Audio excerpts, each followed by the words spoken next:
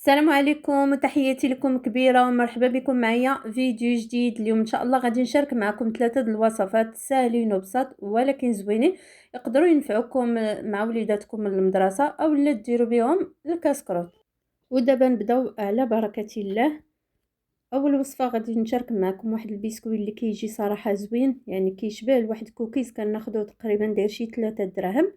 المهم كيف ما كتشوفوا خديت جوج ديال البيضات وغادي نضيف ليهم نص كاس ديال السكر. نتوما بغيتو السكر زيد ديروا كاس، ولكن انا صراحه كيجيني نص كاس مزيان يعني في الحلاوه ديالو.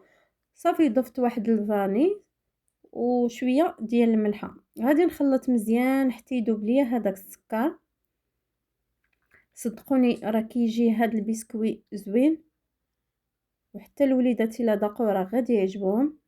صافي غادي نخلط هكذا مزيان مزيان حتى يذوب ليا السكر.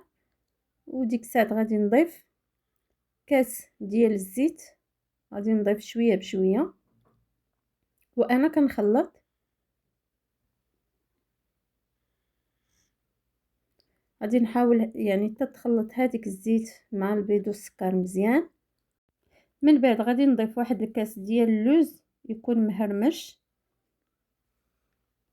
يعني اللوز ما حمرته ما حتى حاجه، فقط يعني هرمشته. وخديت الشكلاط حتى هو هرمشته في الهاشوار. صافي غادي نخلط كل شيء.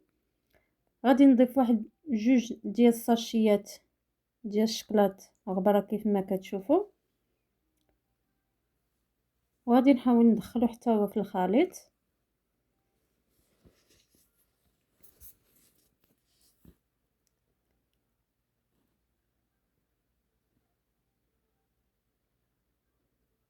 دابا غادي نضيف الدقيق. بالنسبه للدقيق يعني شي 4 ديال الكيسان ما عامرينش ديال العنبه. غادي نحاول ندير جوج خمارات حمرين كيف ما كتشوفوا. غادي ندير نص ديال الكميه ديال الدقيق، غادي نخلي غير واحد شويه ومن بعد غادي نبقى ندخلو شويه بشويه. بالنسبه للعجينه راه ما كتجيش يعني قاصحه وفي نفس الوقت يعني ماشي مطلوقه بزاف، هي كتلصق في اليد ولكن ماشي مطلوقه بزاف. المهم 4 الكيسان ديال العنبه ديال الدقيق اللي غادي يدخل لكم ما يكونوش عامرين بزاف، تقريبا شي 400 غرام. صافي غادي نستمر هكذا يعني حتى تجمع ليا العجينه ديالي وانا كنزيد في داك الدقيق شويه بشويه. ودابا كيف ما كتشوفوا انا غادي نحاول نهزها باليد الاخرى كيف ما كتشوفوا ما كتلصقش في اليد الاخرى. الطبيعي الاولى يعني ملي كنعجن بها راه غادي تلصق. صافي دابا غادي نمس شويه ديال الزيت وانا كنكور كيف ما كتشوفوا. نتوما الا بدات كتلصق لكم حاولوا ديري الزيت في يديكم غير شويه. انا راه غير في الاول فقط يعني فاش كنديرها من بعد كنبقى نكور عادي. بالنسبه للطياب ديالها غادي تدخلوها للفران من الفوق، يعني العافيه تكون مهيله من الفوق حتى تشقق بحالها بحال الشكل ديال الغريبه ومن بعد تهبطوها لتحت طيب. هذا بالنسبه للفران ديال الغاز. صراحه انا طيبتها حتى انا في الفران ديال الغاز هو اللي عندي. وفاش كنطيب صافي غادي تخلوها حتى تشقق، راه ما كتاخذش بزاف يعني في الطياب فقط 10 ديال الدقائق. ندوزو دابا للوصفه الثانيه كيف ما كتشوفوا. ودابا غادي نصاوبو كاب كيك. خديت جوج ديال البيضات وغادي نضيف واحد الكاس ديال السكر سنيده، واحد ساشي ديال الفاني وشويه ديال الملحه. غادي نخلط مزيان حتى يذوب ليا السكر.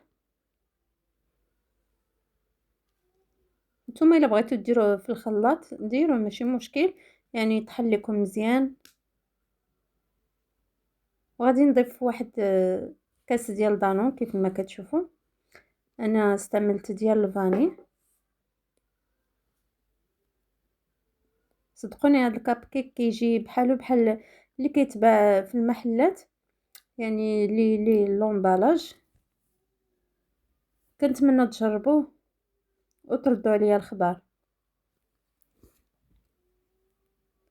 صافي انا غنستمر كنحرك مزيان حتى تندمج ليا العناصر. دابا غادي نضيف واحد الكاس ديال الزيت وانا كنخلط كيف قلت لكم هاد المقادير كاملين تقدروا ديروهم غير في الخلاط وتخلطوا كل شيء. وغادي نضيف كاس د الحليب،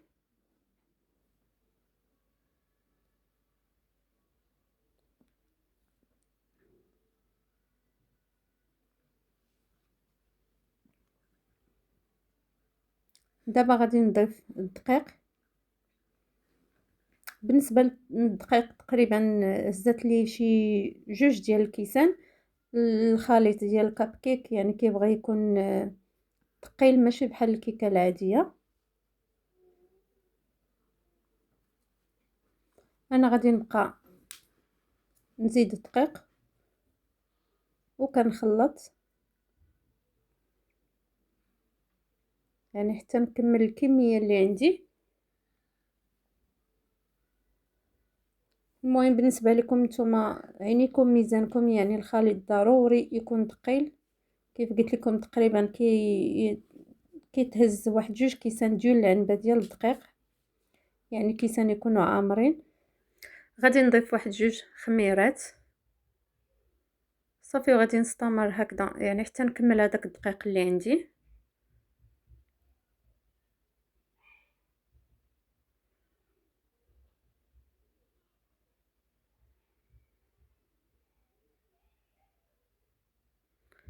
صافي دابا كيف ما كتشوفوا غادي نحاول نقسم هذاك الخليط، لاني غندير وحده بالشكلاط وحده غادي نكها يعني بالفلون ديال الفاني.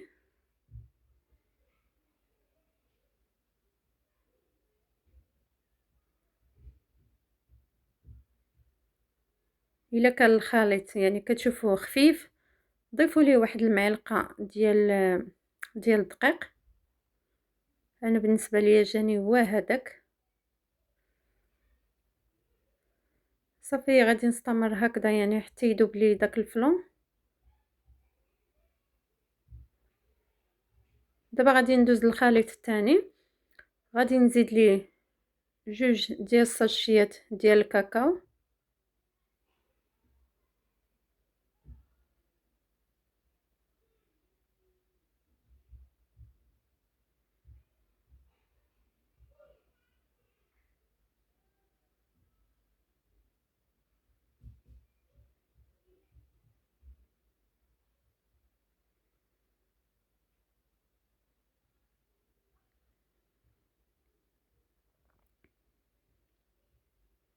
كيف ما كتشوفوا راه الخليط راه ثقيل.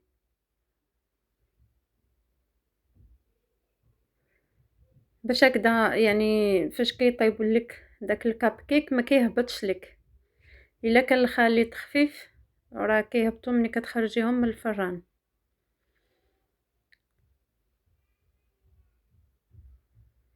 صافي دابا الخليط ديالي راه واجد.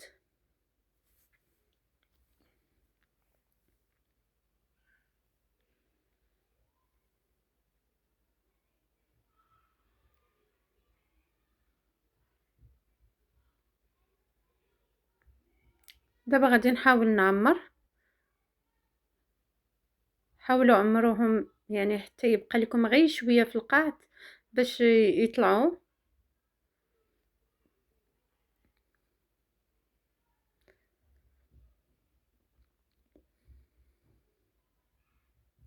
صافي انا غادي نستمر هكا وندخلهم الفران يطيبوا عادي يعني كيما فين كنطيبوا الكيك على عافيه مهيله. دابا غادي ندوزو الوصفه الثالثه، حتى هي صراحه كتجي زوينه وتقدروا يعني تعطوها لوليداتكم يدوها معاهم المدرسه. انا صراحه كنصوبها لوليداتي كنعود نعطيها لهم يدوها معاهم. كيف ما كتشوفوا خديت اطرو تاع الحليب، غادي نضيف 4 د المعالق ديال سنيده ما عامرينش، نتوما على حسب الحلاوه اللي بغيتو.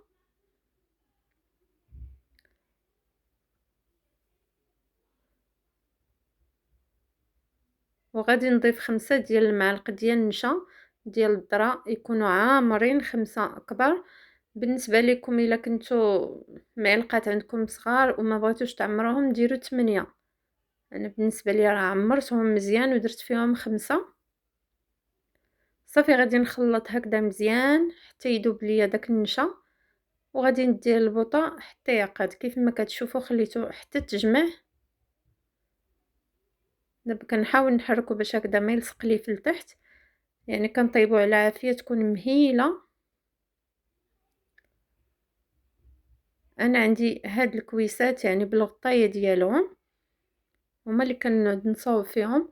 غادي نعمرهم ماشي بزاف لانني غادي نزيد خليط تاني، غادي نخليهم يشدوا شويه في ريوسهم بيد ما نصاوب الخليط الاخر. كيف ما كتشوفوا الكابكي ديالنا راه طاب صافي، انا خرجته من الفران، غادي نخليه ونكمل الوصفه ديالي الثانيه.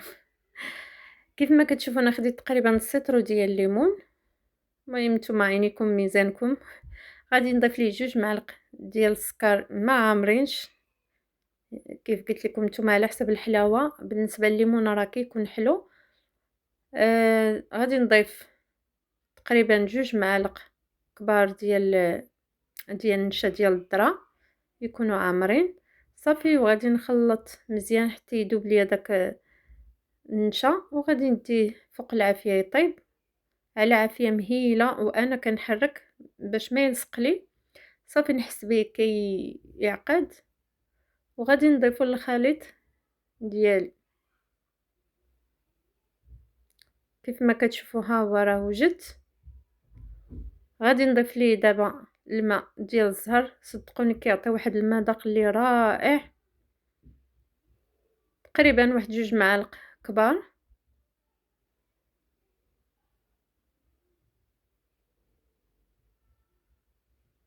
ملي تضيفوه حركوه مزيان باش هكا يندمج لكم مع الخليط. صافي غادي نضيف فوق هذاك الحليب ديالنا الاول،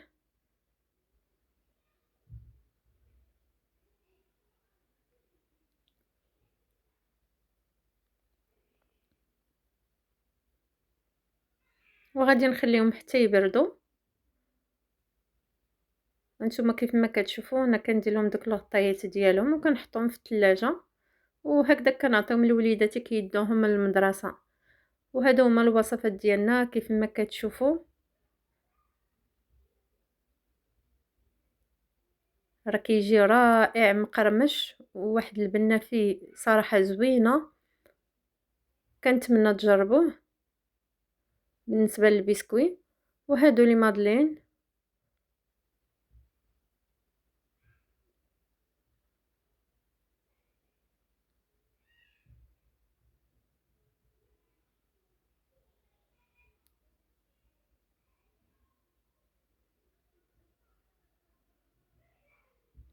هانتوما كيف ما كتشوفوا راه المذاق ديالو والله صدقوني كيجي رائع. كنتمنى تجربوا هاد الوصفات، وكنتمنى اللي جربتها تكتب ليا في التعاليق.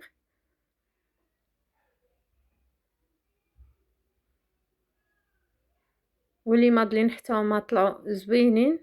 انا غادي نحاول نحل معكم وحيده.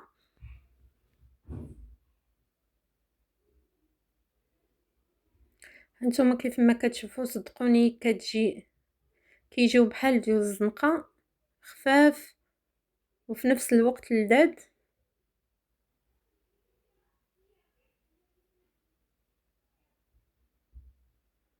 ودابا انا ما بقى ليا الا نقول لكم بسلامه عليكم. تنتمنى يعجبكم هذا الفيديو، وكنتمنى اللي بقى معايا حتى لدابا يدير واحد اللايك ما فيها بس اخوتي. بسلامه عليكم.